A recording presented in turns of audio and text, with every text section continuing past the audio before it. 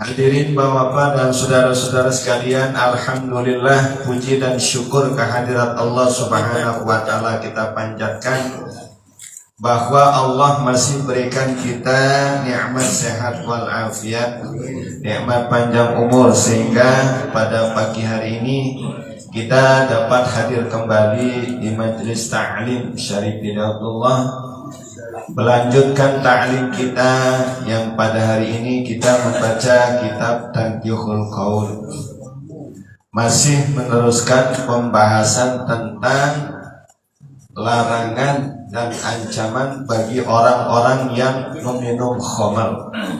Ini tinggal sedikit lagi, mudah-mudahan bisa selesai. Qala al-musannifu rahimahullahu ta'ala wa nafa'na bihi wa bi'ulumihi wa bi asrarihi fid darin amin amin amin ya mujibas sa'ilin. Qala radhiyallahu ankum. Bismillahirrahmanirrahim.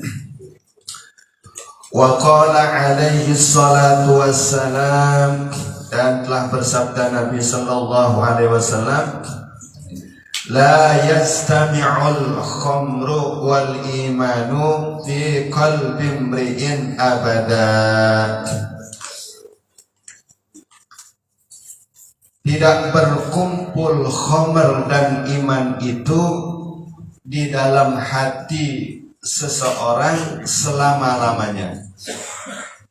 Jadi khamr dan iman itu tidak akan bisa menyatu, tidak akan bisa berkumpul, tidak akan bisa bertemu selama-lamanya di dalam hati seseorang. Karena jika seorang itu adalah orang yang beriman, pasti dia tahu bahwa khamr itu haram. Pasti dia tidak akan mau melakukan minum-minuman keras, karena di hatinya ada iman, gitu ya. Sehingga di hati orang yang beriman itu tidak akan pernah ada khamr itu, tidak akan pernah dia mau melakukan minuman keras itu. Begitu juga sebaliknya, orang yang minum minuman keras itu, maka di hatinya tidak akan ada iman, ya. Hadis ini menurut beberapa ulama dari sisi sanad dhaif, gitu ya. Tapi oleh Syekh Muhammad bin Umar An-Nawawi Al-Bantani dimasukkan di dalam kitab ini oleh untuk Fadailul A'mal, dan juga karena ada syawahid, ya, dikuatkan dengan hadis-hadis yang maknanya sahih, ya, dari sisi matan sahih. Di antaranya ada hadis yang menyatakan bahwa tidaklah pezina itu melakukan perzinahan, ya, melainkan di hatinya tidak ada iman. Ya, tidaklah seorang pemabuk itu dia melakukan minum-minuman keras, melainkan di hatinya tidak ada iman, gitu ya. Jadi selama ada iman, orang tidak mau melakukan berzina. Selama ada iman, orang tidak mau melakukan perbuatan minuman keras, gitu ya. Jadi kata Rasulullah, tidak akan menyatu, gitu ya, antara keimanan seseorang dengan perbuatan meminum khamar itu. Wa fi hadits Tabrani an Abi Hurairah, dan di dalam hadis, ya, Imam Tabrani, riwayat dari Abi Hurairah, man syariba khamran ay aliman mukhtaran kharaja nurul imani min jawfihi. Kata Rasulullah itu, barang siapa yang meminum khamar ay aliman, ya, artinya dia tahu, dia sadar bahwa khamar itu dilarang dalam Islam, gitu ya, bahwa khamar itu haram hukumnya, gitu ya. Dia tahu mukhtarat, dan juga dia dalam kondisi bisa memilih antara dia mau meminum atau tidak meminum, dan dia tidak dalam keadaan dipaksa, ya. Orang yang sadar bahwa minuman keras itu khamr, dan dia tidak dipaksa untuk meminum khamr itu, tapi dia melakukan minuman keras itu, kharaja nurul imani min jawfihi, maka keluar cahaya iman dari dalam hatinya. Jadi cahaya imannya keluar itu ketika seseorang minum minuman keras, ya. Para ulama mengatakan yang dimaksud cahaya iman itu adalah hidayah, petunjuk, keyakinan dari yang datangnya dari Allah Subhanahu wa taala. Jadi yang dimaksud dengan keluar cahaya imannya, keluar itu hidayah Allah dari dalam hatinya. Yang menyebabkan orang bisa melakukan ibadah, yang menyebabkan orang bisa menahan dirinya dari perbuatan maksiat, dari perbuatan munkar, kan karena ada hidayah. Tapi ketika dia minuman keras, hidayahnya itu keluar dari dalam hatinya, maka tidak ada pengendali lagi di dalam dirinya, ya, tidak ada petunjuk lagi di dalam dirinya. Maka ketika dalam keadaan mabuk itu orang yang tidak mau melaksanakan perintah Allah, melakukan maksiat, melakukan perbuatan dosa. Kenapa? Karena tidak ada hidayahnya, tidak ada cahaya imannya keluar dari dalam hatinya. Illa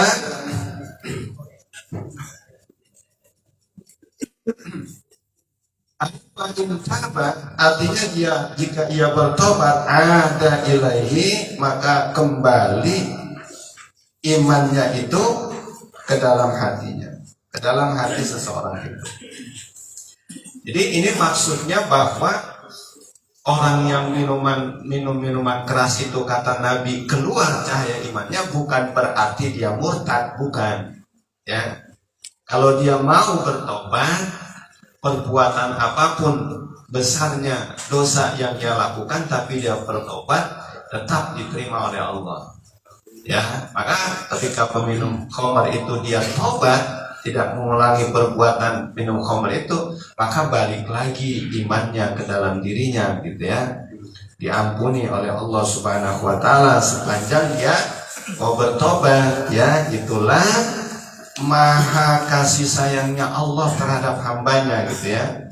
Walaupun hambanya berbuat dosa besar sebesar apapun, kalau dia kembali kepada Allah, pasti Allah akan menerima tobatnya. Wa 'anil Fudail bin Iyad, dan riwayat dari Al-Fudail bin Iyad, ya. Ini Al-Fudail bin Iyad sering dikutip, ya, kata-katanya, gitu ya, ajaran-ajarannya di dalam kitab-kitab klasik Islam, ya, karena Al-Fudail bin Iyad ini, ya, seorang ulama besar yang riwayat hidupnya, sejarah hidupnya sangat dramatis, gitu ya. Ya, mulai dia dari awalnya seorang penjahat, ya, pembegal, gitu ya, perampok, begal di jalanan, penyamut, sampai kemudian dia jadi ulama besar, ya. Ini Al-Fudail, ya, Imam Al-Fudail, seorang ulama besar, ya. Ini kalau diceritakan panjang ceritanya, ya. Nah, beliau itu hidup pada masa tabi'in, jadi generasi ketiga setelah Nabi. Orang-orang yang hidup di generasi ketiga itu dijamin oleh Rasulullah, ya, insya Allah orang-orang yang hidup di generasi itu orang-orang baik semuanya, masuk surga, gitu ya. Karena ada sabda Nabi itu, khairu ummati qarni, ya, sebaik-baik umatku itu umat yang hidup pada masaku. Summa yalunahum, kemudian setelah mereka itu, summa yalunahum, kemudian setelah mereka itu. Yang hidup pada masa Nabi itu, ya, Nabi dan para sahabat, itu generasi terbaik. Summa yalunahum, setelah generasi sahabat, generasi tabi'in, ya, murid-muridnya sahabat, ya. Setelah generasi tabi'in, tabi'ut tabi'in, ya, itu generasi tabi'ut tabi'in, ya. Jadi tabi'ut tabi'in murid-muridnya tabi'in. Nah, ini Al-Fudail bin Iyad hidup pada masa tabi'ut tabi'in. Annahu, bahwasanya Al-Fudail bin Iyad hadara inda tilmidin lahu hadarahul maut. Ya, dia hadir pada muridnya, ya, ketika muridnya itu sakratul maut. Faja'ala yulaqqinuhu asy-syahadata. Maka Al-Imam Al-Fudail bin Iyad itu mentalkinkan muridnya itu dengan syahadat, ya.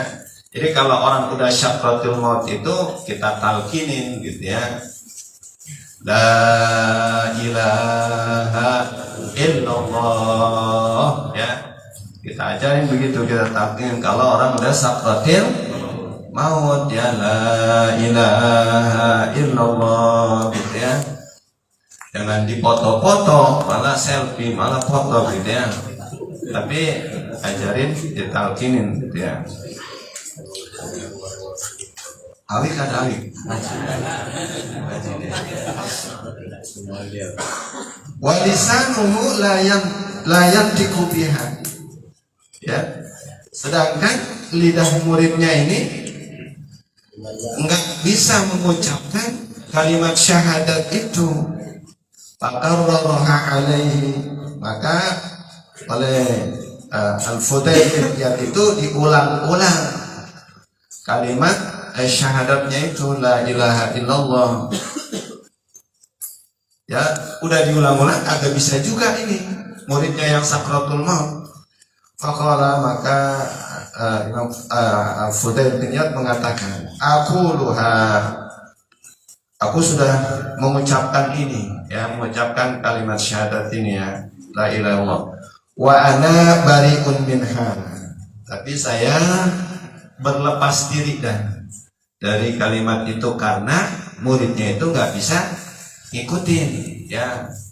Ya, kata gurunya ini udah saya ajarin tapi nggak bisa juga, udah saya tuntun nggak bisa juga, ya udah saya berlepas diri, udah tanggung jawab muridnya itu. Summa mata, kemudian meninggallah, ya, muridnya itu. Kharaja Al-Fudailu min indihi, maka keluar Imam Fudail dari sisi muridnya, wa huwa yabki, ya, sedangkan Imam Fudail itu nangis gitu, ya. Nangis melihat muridnya sakratul maut, meninggal dunia, dituntun baca talqin tapi gak mau ngikutin, gak bisa itu lidahnya ngucapin talqinnya. Kalau kata Ustaz Ahmad kemarin, memang kita perlu butuh latihan, ya, sering-sering ngucapin tahlil gitu, ya, la ilaha illallah gitu, ya. Summa ra'ahu ba'da muddatin fi manamihi, kemudian dia lihat setelah beberapa waktu di dalam tidurnya, artinya gurunya ini mimpi, ya.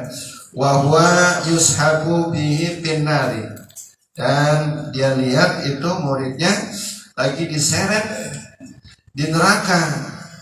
Faqala lahu, maka gurunya ini bilang, ya, Imam Al-Fudail bilang, ya miskin, bima nusi'at minka al-ma'rifatu, ya, ya miskin maksudnya, ya, kesian amat kamu gitu, ya, wahai muridku, ya. Bima nusi'at minka al-ma'rifatu, ya, dengan apa sampai tercabut dari dirimu ma'rifatmu kepada Allah, ya, dengan perbuatan apa sampai imanmu tercabut dalam dirimu, ya. Udah belajar dari kecil tentang akidah, tentang tauhid gitu, ya, tentang iman gitu, ya, udah ada di dalam dirinya itu ma'rifat, pengenalan terhadap Allah, tapi begitu meninggal dia tidak bisa mengucapkan itu, ya, karena gurunya tahu, dia muridnya ditanya apa bisa sampai seperti itu gitu, ya. Faqala, maka muridnya mengatakan, ya Ustaz, wahai guru, kana bi illatun, ya saya ini punya penyakit gitu ya, punya penyakit. Bahkan itu ba'dul atiqai, maka aku datangi sebagian tabib gitu ya, tabib ya, zaman dulu tabib gitu ya. Faqala li, maka berkata kepadaku ya salah seorang tabib, ashrabu fi kulli sanatin qadhan minal khamri. Ya, kamu minum itu setiap setahun sekali 1 gelas atau 1 cangkir daripada khamr. Ya. Wa illam taf'al, kalau kamu nggak kerjain, wa illam taf'al tabakha.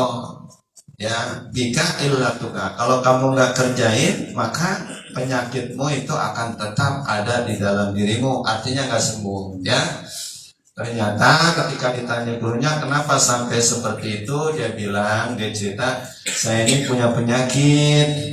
Ya, saya datang beberapa dokter, kata tabib, ya kata tabib menyarankan obatnya minum khamr, ya minum arak setahun sekali. Ya, kalau saya tidak minum, kata tabib itu, maka saya akan sakit terus. Fakuntu asrobuha, maka aku sudah laksana itu ya, aku minum itu khamr bi kulli sanatin, tiap-tiap tahun ya sekali, di ajli tadawi, ya untuk keperluan berobat. Ya, jadi ternyata itu ya, barangkali masalahnya kenapa dia tidak bisa untuk mengucapkan kalimat syahadah la ilaha illallah di akhir hayatnya, karena dia berobat dengan sesuatu yang diharamkan oleh Allah Subhanahu wa taala. Ya, diharamkan oleh Allah Subhanahu wa taala. Ya, jadi kita umpamanya yang punya penyakit nggak boleh itu berobat dengan sesuatu yang haram, dengan obat-obat yang haram gitu ya, kecuali memang sudah darurat ya, ya sudah darurat. Yang dimaksud darurat itu apa? Ya, sudah mengancam jiwa, sudah mengancam nyawa. Kalau dia tidak minum obat itu maka dia akan mati gitu ya. Itu darurat itu. Kalau begitu boleh gitu ya. Atau tidak ada alternatif obat lain kecuali obat itu, dan itu sudah berdasarkan saran, petunjuk atau rekomendasi dari ahlinya gitu ya. Kalau kesehatan ahlinya berarti dokter, petunjuk dokter, obatnya emang itu gitu ya. Nah, kalau memang darurat seperti itu, kalau dia nggak minum dia mati, obat yang lain nggak bisa, nggak ada sama sekali. Nah, kalau darurat seperti itu boleh. Kalau masih ada obat-obat yang lain tidak boleh gitu ya. Kalau masih ada obat-obat yang lain tidak boleh gitu ya. Nah, ini gitu ya. Jadi kalau kita sakit hati-hati gitu ya, berobatnya itu jangan minum haram. Dan orang yang sakit itu, mohon maaf saudara-saudara sekalian ya, itu kan bagi seorang yang beriman itu banyak hikmahnya ya. Yang pertama ya, mungkin ya bisa jadi Allah ingin angkat derajatnya itu di surga yang paling tinggi gitu ya, al-jannah yang paling tinggi.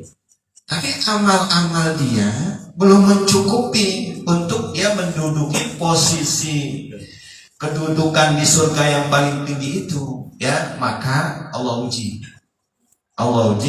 dengan penyakit gitu ya. Kuat nggak dia gitu. Nah, kadang-kadang banyak yang tidak kuat itu ya. Ada yang merasa badannya panas, akhirnya dia nyebur ke kali, matilah dia ya. Akhirnya matinya bunuh diri, naudzubillah ya. Ada yang pengen cepat sembuh ya, dengan berobat-obat yang tidak dibenarkan dalam agama ya gitu ya. Ada yang berobat umpamanya perempuan ya, perempuan masih muda ya, harus dimandiin pakai kembang tengah malam ya, yang mandiin laki-laki iya. Awi menang bahaya kalau gitu. Itu nggak pernah gitu ya. Ya. Jadi apa? Ada hikmah juga ya. Orang yang istiqomah ya biasa ibadah, kemudian dia sakit, maka dia ibadahnya pahalanya itu tetap mengalir ya. Walaupun dia sakit, yang biasanya ke masjid yang nggak ke masjid gitu ya, itu pahalanya tetap sakit dan banyak keutamaan lainnya. Jadi orang itu menyakit penyakit gitu ya harus menerima bahwa itu datang dari Allah Subhanahu Wa Taala setelah melakukan usaha yang maksimal gitu ya. Itu diajli tadawi untuk kepentingan berobat saja sampai orang jadi su'ul khotimah ya, naudzubillah ya, wal iyadzubillah ya, kita berlindung dari seperti itu. Halu man syaribaha litadawi, maka ini keadaan orang yang meminumnya untuk berobat. Pakai fahalu man yasrabuha li ghairi dzalika. Bagaimana orang yang keadaan minumnya itu bukan untuk berobat ya, itu kan lebih bahaya lagi ancamannya gitu ya. Untuk berobatnya seperti itu, apalagi bukan untuk berobat ya, malam tahun baru ya, pada minum minuman keras ya, naudzubillah gitu ya, pada kebar gitu ya. Tapi kalau orang yang beriman tidak akan gitu ya. Jadi ajak umpamanya sama temennya kebar gitu ya, yang di situ ada minuman keras, ada wanita-wanita, pasti dia menolak gitu ya. Kalau orang yang ada imannya pasti menolak gitu ya, nggak bakal mau masuk ke tempat itu gitu ya. Ya bagaimana kalau umpamanya dia minumnya bukan untuk penyakit ya, sedangkan untuk obatin aja seperti itu ya. Nas'alullah al-afiyata min kulli bala'in wa mihnatin. Nah, ini ada doa dari Syekh Muhammad bin Umar An-Nawawi. Beliau katakan nas'alullah al-afiyata min kulli bala'in wa mihnatin ya. Kita minta kepada Allah penjagaan ya dari tiap-tiap bencana, musibah maupun dari cobaan-cobaan. Kada bil zawazir ya, seperti ini diceritakan di dalam kitab Az-Zawazir ya. Ini enggak selesai juga ya, belum selesai juga ya. Kita lanjut nanti. Wallahu a'lamu bis-shawab wa ilaihil marji wal ma'af rabbi zidna ilma wa